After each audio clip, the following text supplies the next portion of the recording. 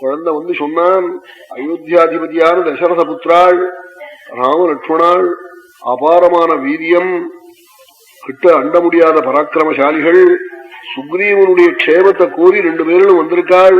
சுக்ரீவ பிரிய காமார்த்தம் பிராப்தவு தத்திர துராசதவு, 2 மகான்கள் கிடைச்சிருக்காள் சுக்ரீவனுக்கு சொல்லிவிட்டு, அந்த 2 பேர்கள்ல ஒரு தெய்வம் இருக்கே ராமன், அந்த மூர்த்தியை 1000 தலையுடன் ஆதிசேஷன் வந்து அவனுடைய கல்யாண குணகணங்களையும் அவனுடைய பராக்கிரமத்தையும் சௌலபியம் சௌசீல்யம் சௌகுமாரியம் கல்யாண குணங்கள் இதை வர்ணிக்க ஆரம்பிச்சால் சொல்லி முடியாது.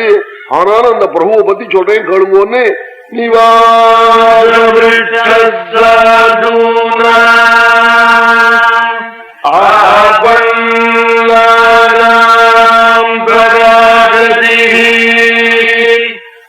ஆப்தானாம் சம்ஸ்ரயஸ்சைவ யசதஸ்சைகபாஜலம் ஞான விஜ்ஞான சம்பன்னா விதேஷே விரதப்பிதுः தானூனாமிவ சைலேந்திரः குணாநாமகரோ மஹானி அக்ஷமம் நவியோதஸ்தே சஹபேன மஹாத்மா.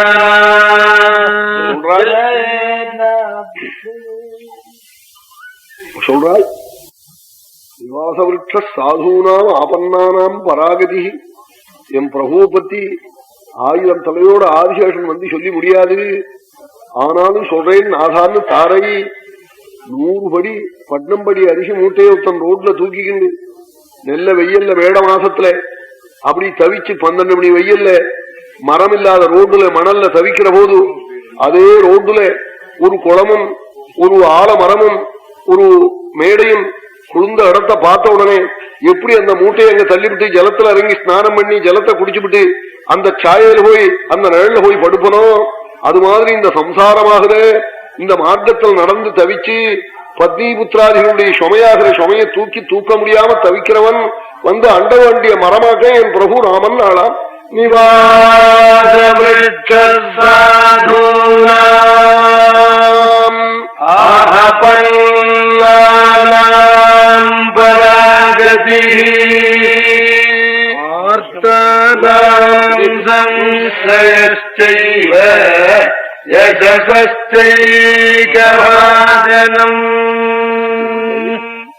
பராகதிகினாள் பரமாபத்தை அடைஞ்சவன் ராமனுடைய சரணத்தை பிடிக்கணுமா? திருப்பியாருக்கு வந்துட்டா கஷ்டங்கள்லாம் நீங்கி போயிடும். ரத்னமயிருக்கு வலதுகை ஆபத்தை அடைஞ்சவர்களை எல்லாரும் கைவிட்டதுக்கு அப்புறம் சுவாமி நான் ரட்சிக்கிறேன் ரட்சிச்சு விடுவாளா? அது மட்டுமா, மனோவியாதிக்கு மருந்து இல்லையா? ராமன் தான் மருந்தான். ஆர்த்தானாம் சம்ஸ்ரயா